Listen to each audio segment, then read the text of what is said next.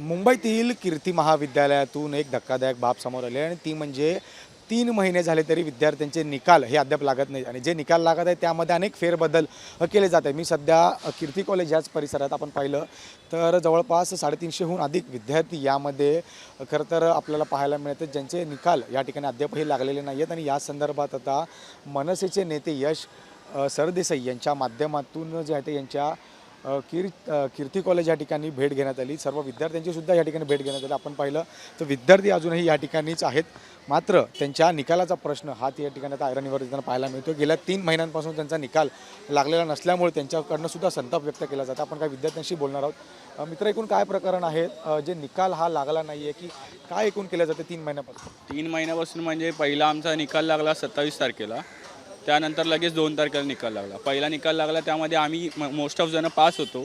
दुसऱ्या निकालामध्ये फेल केलं आहे आम्हाला, एका विषयामध्ये फेल केलं आहे. पण एकूणच सगळ्या विद्यार्थ्यांना 13चे 13 मार्क दिलेत. म्हणजे मोस्ट ऑफ म्हणजे आता मी एका वर्गात आहे, मित्र दुसऱ्या वर्गात आहे, तो तिसऱ्या वर्गात आहे. प्रत्येक मुलांना 13 मार्क देऊन नापास केले त्यामध्ये त्या विषयांमध्ये. ही एक गोष्ट झाली. परत आधीचे रिझल्ट होते त्यामध्ये पण फेल केले आम्हाला. पण त्याचा काय डेटा यांच्याकडे आहे की नाही काय माहिती नाही. पण आम्ही आधी ज्या वेबसाईटमध्ये चेक करायचो त्यामध्ये आम्ही पास होतो.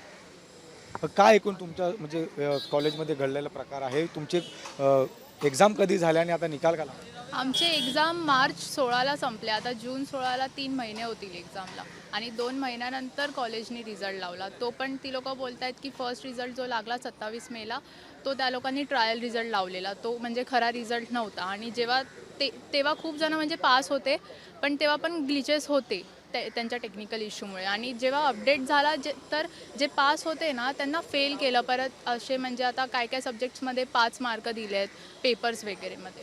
तो अधिकृत रिझल्ट आहे का तो? नाही, आता तर रिझल्ट डिस्प्ले केला आहे. ती लोकं बोलत आहेत की आता परत प्रॉपर चेकिंग करत आहेत ती लोकं, म्हणून थोडे दिवस रिझल्ट बंद असेल डिस्प्ले व्हायचा.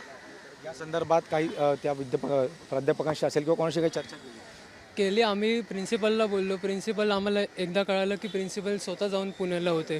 आमचा जो आधीचे रिझल्ट होते, आता सेम 6चा रिझल्ट लागणार, तर त्याच्या पण जे आधीचे रिझल्ट होते त्याच्यामध्ये आम्ही पास होतो. म्हणजे ज्यांना केट्या लागल्या ते पण त्याच्यामध्ये पेपर देऊन क्लिअर झाले.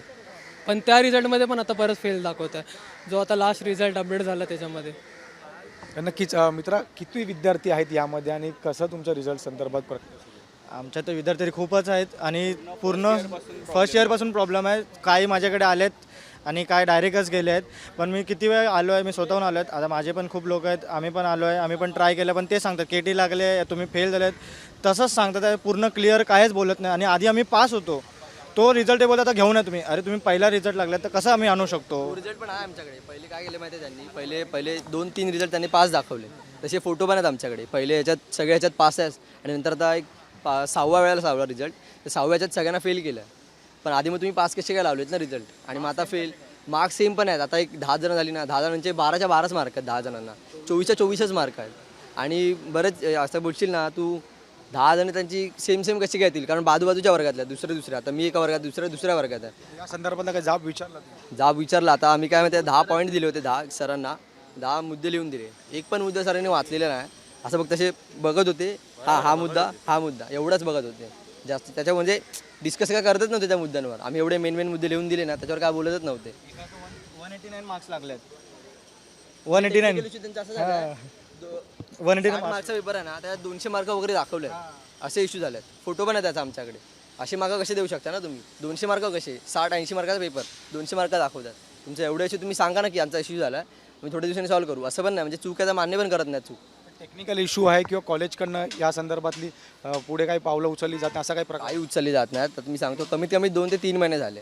रिझल्ट म्हणजे एक्झाम देऊन तर बरेच दिवस झालेत. 3 महिने झाली. मार्चमध्ये एक्झाम झाली, आता जून आला. इश्यू असं काय वाटतं का तुम्हाला? टेक्निकल इश्यू आहे एक्झॅक्टली त्यांचा. कसं म्हणजे ते लोक काय बोलतात, ERP वाले, आम्ही ERPकडे गेलो, ERPवाले बोलले की आम्हाला ॲप्लिकेशन लिहून द्या, लेटर लिहून द्या, त्याच्या मागे रिझल्ट अटॅच करा. तेही करून दिलं. ते बोलतात की 2 दिवसांनी परत या. 2 दिवसांनी परत त्यांचा सेमच रिझल्ट तोच दाखवतात रिझल्ट. असं होतं. काय माहिती आहे, नीट बोलत नाही. आता समोर पण बोलायला असतात समोर बोलायला नाही तर एकदम हा आम्ही लावू, तुझा आणि नंतर ना तुला आतमध्येच घेत नाहीत. ते असं करतात. आता पण असं काय गेलो होतो ERP रूम मध्ये, तर ERP रूम 2-3 दिवस बंद ठेवून असं बोललेत ते. काहून अपडेट करतात रिझल्ट असं बोलले. पण 6 वेळा रिझल्ट अपडेट करतात कशाला ना, तुम्ही एकदाच काय ते सांगा. तुम्ही 6 वेळा रिझल्ट अपडेट करता. आता माझ्या मित्राचा 5 वेळा रिझल्ट दाखवला चांगला, पॉझिटिव्ह दाखवला, नंतर तुम्ही फेल कसं काय दाखवू शकता? असं टेक्निकल आधीच सांगा ना तुम्ही, नाही तर रिझल्ट लावायचाच नव्हता. असं करायचं. तर आपण पाहतोय की विद्यार्थ्यांचे 6 वेळा रिझल्ट हे त्या ठिकाणी लागण्यात येताना पाहायला मिळतं. त्यामुळे टेक्निकल इश्यूसुद्धा त्यामध्ये सामोर येतो आहे. मात्र या संदर्भात आता कॉलेज प्रशासन असेल किंवा मग आता मनसेने ज्या भूमिका या ठिकाणी घेतल्या, 3 दिवसाचा अल्टिमेटम या ठिकाणी दिला गेला, त्यामुळे आता या 3 दिवसांमध्ये विद्यार्थ्यांच्या निकालाचा प्रश्न सोडवला जातो का हे सुद्धा पाहणं तितकंच महत्त्वाचं राहणार आहे. व्हिडिओ जर्नलिस्ट स्वप्नील मोरेसह मी जय पवार, जय महाराष्ट्र, मुंबई.